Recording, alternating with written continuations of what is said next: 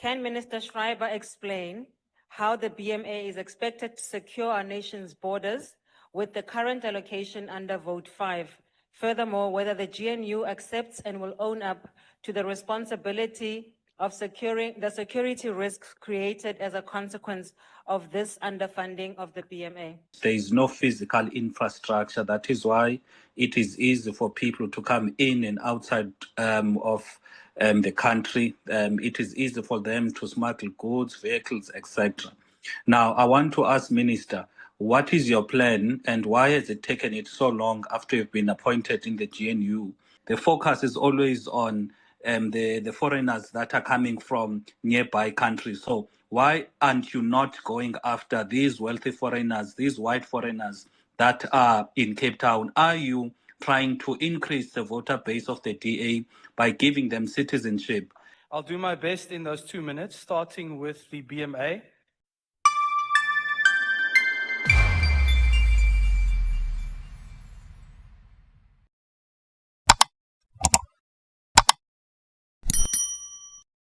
Thank you. Action SA. Thank you, House Chair. It is common cause that budgets reflect priorities. Alas, this budget reveals a dangerous one. Despite the Border Management Authority being central to national security, it continues to operate with inadequate funding and capacity while border-related crime intensifies. Can Minister Schreiber explain how the BMA is expected to secure our nation's borders with the current allocation under Vote 5? Furthermore, whether the GNU accepts and will own up to the responsibility of securing the security risks created as a consequence of this underfunding of the BMA. Thank you. Thank you. The DA. Honorable Chair, under the leadership of Leon Schreiber, the Department of Home Affairs is restoring credibility to a department that for too long failed the state and the public.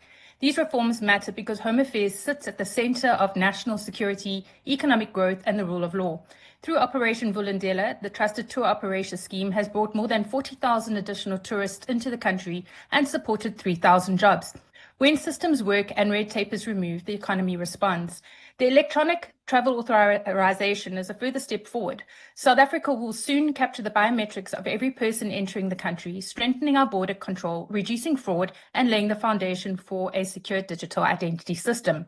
We support the increased allocation to the Border Management Authority, but the pressure at our borders over the festive season shows that the transfer of SAP's border function to the BMA must be accelerated.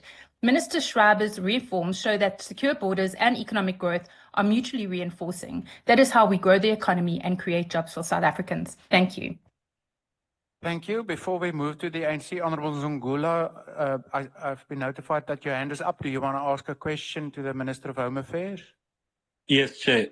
My question is, Minister, the defense personnel that have been guarding the physical borders, or what is supposed to be physical borders, have decried the fact that there is no physical infrastructure. That is why it is easy for people to come in and outside of the country. It is easy for them to smuggle goods, vehicles, etc. Now, I want to ask Minister, what is your plan and why has it taken it so long after you've been appointed in the GNU that the country still does not have the full infrastructure in the full length and breadth of our borders to protect the country? Also, what systems do you have to ensure that the foreigners that come into our country, they stay within what is legally permissible? If they are here for a visa that lasts them 60 days, they do so.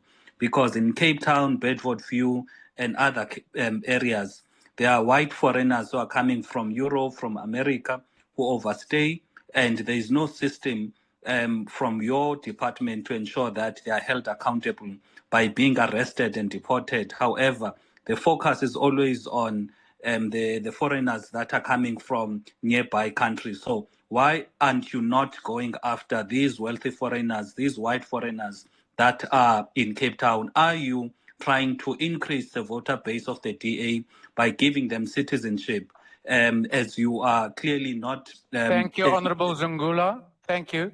You have now also exhausted your global time as the ATM. The ANC.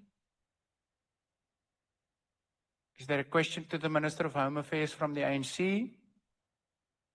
Any further questions? Thank you, Minister, Chair. Honorable Chabane, please proceed. Thank you, Chair. Wanted to check with the Minister of Home Affairs in relation to the challenges that confronting border management on the underfunding. What will be the plan moving forward, given that the Border Management Authority has demonstrated its work now in the festive season? Thank you. Thank you. Any further questions? If not, Minister, you have 2 minutes to respond to all of that. Thank you very much, House Chair, and good afternoon to all the honourable members. I'll do my best in those 2 minutes, starting with the BMA. I think that there is an acceptance, as mentioned by the Honourable Chabane, that there is significant progress in this space, despite the resource constraints. I think there's also consensus on that. So the question we face is how to maximize the capacity of the BMA within the funding constraints that we face. I think it's important to acknowledge that the indications we got in the MTBPS from the Finance Minister is that there is some additional funding being lined up, but the point stands that there is much more that needs to be done to get the BMA up to capacity. One of the key interventions in that regard, Chair, is of course related to self-financing, and the introduction of the electronic travel authorization presents a great opportunity for us to actually raise revenue from visa fees, being able to expand access to visas through this digital platform.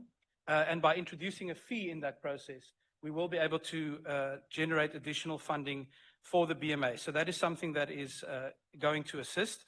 I think as it relates to the question around overstaying, again, the ETA is the critical instrument there. We have now had a soft launch around the G20 period with travelers from China, India, Mexico, and Indonesia. And what we're able to do there is capture biometrics for every foreigner that enters the country. And when they exit, they're supposed to provide that same biometric again. If someone does not provide the exit biometric within the 90 days, for example, we are then able to contact them to be able to use the application information they provided online to actually know who those people are that are overstaying. So that's going to be a key intervention. Chair, I think the question around the marriage bill is one for Parliament. That is currently a parliamentary process that is underway. And finally, on physical infrastructure, the public-private partnership for the redevelopment of the 6 busiest land borders is underway, and I think that that's going to be a crucial infrastructure step. Thank you. Thank you. Honourable members, we move on.